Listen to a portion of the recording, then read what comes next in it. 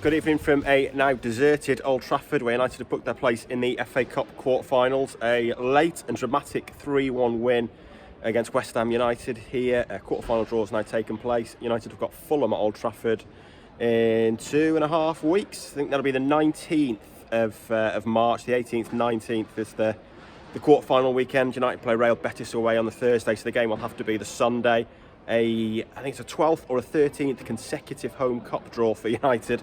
They are getting lucky with those home draws at the moment. It's another winnable one and real chance of reaching the semi-finals there. But for a while tonight, it looked like they wouldn't even make the quarter-finals. 6 changes made by Ten Hag, and after a reasonably bright start, it was a pretty sloppy performance for at least an hour of that game. They got worse as the first half went on. Went in at 0-0, but needed a big save from De Gea to deny Antonio.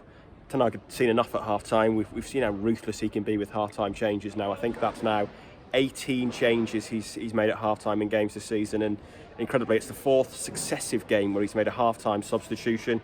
This time McTominay coming off, Casemiro coming on.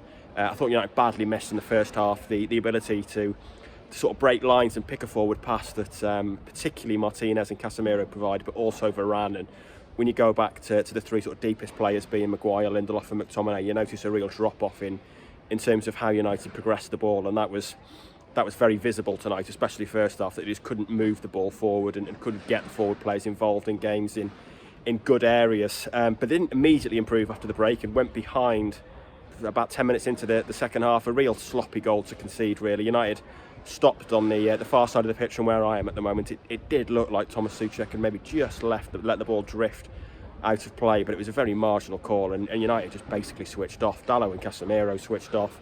Anthony just totally stopped, and United just made it too easy, really. Souček nudged it inside to Emerson Palmieri. He passed to Said Benrahma, and Anthony wasn't far from Benrahma, but he had literally just stopped and was just stood there expecting the call for a throw-in, and Benrahma cut in a brilliant goal. Bit of a wait for a VAR check. There was no real conclusive angle to say that the ball had gone out of play, so it was allowed to stand. And maybe it did go out of play. Those players had a great view of it, but you just cannot stop like that. You cannot give up on the game when the decision's not gone your way, and that's what United did. And it kind of summed up a casual approach to the first hour or 65 minutes of the game. The goal saw 2 more changes pretty much immediately from Ten Hag. Rashford coming on and Lisandro Martinez coming on.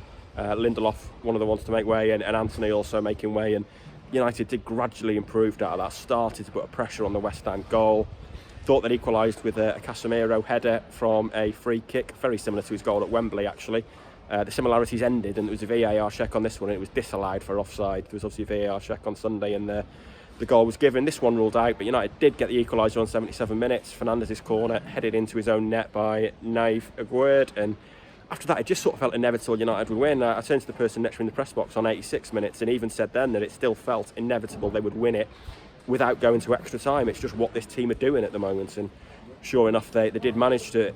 It did feel like the pressure was going to tell and the goal was going to come. Bit of good fortune to it. Aguerd again with a poor clearance. Weghorst with a shot that was deflected into Garnacho's path, but the finish from Garnacho was absolutely brilliant. Cutting inside his man and just whipping it into the corner. A fantastic finish, and I thought it was really good tonight, Garnacho, and particularly in terms of tracking back, he worked very hard to get back with his man, especially Pablo Fornals in the first half, and that looked like a notable area where his game had improved. He was really working to get back into defensive areas. That set this place alight, really. Fantastic atmosphere then, and picked off a 3rd goal late in the game on the counter-attack. Weghorst winning the ball back, and Fred scoring again. I think that's his 5th goal since the World Cup, turning into a bit of a sharpshooter and a real impact player and an impact sub at times for Ten Hag. Brilliant celebrations as well. Weghorst going mad in front of the Stretford end. Fred with a full-on Klinsmann dive into the corner. And 4 days after winning at Wembley, this game ended with United fans singing about going back there. Fulham at home now, win that, and they will be back at Wembley for an FA Cup semi-final. And you would say, looking at the draw, that there is only really Manchester City left that they need to fear. So United, 1 win away from yet another trip to Wembley.